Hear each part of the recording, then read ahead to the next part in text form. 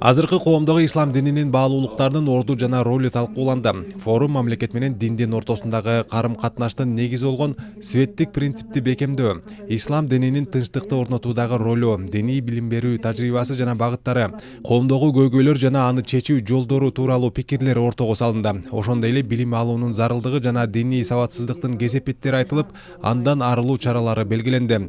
Облустардын казыларына аймактардагы диний кызматкерлерге Кыргызстандын диний чөйрөдөгү мамлекеттик саясатынын концепциясын тааныштыруу тапшырмасы берилди. Иш-чаранын жүрүшүндө мамлекеттик катчы Сүйүнбек Касманбетов аталган документтин мааниси тууралуу айтып өттү. Күчтүү имам, күчтүү мусулман, күчтүү диний кызматкер, ар тараптуу билимдүү болгон гана кызматкердин аркасынан сөзү, ою, пикири оң чыккан гана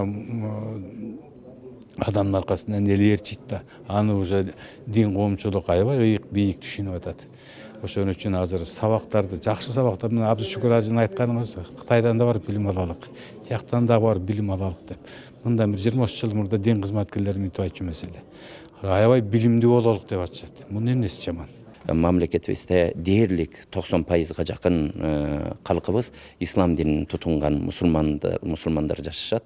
Мына мусулманчылыгыбызга эркиндик болгон үчүн өнүгүп өсүп, мечиттерибиз көбөйүп, ошонун негизинде уурулук, аракештик, тоноп кетүү, ата энени какшатуу, балдарды таштап кетүү деген мына коомдогу көйгөйлөр болот. Ошо көйгөйлөрдүн бардыгынын азайышына бул дин түрткү берип келип атат.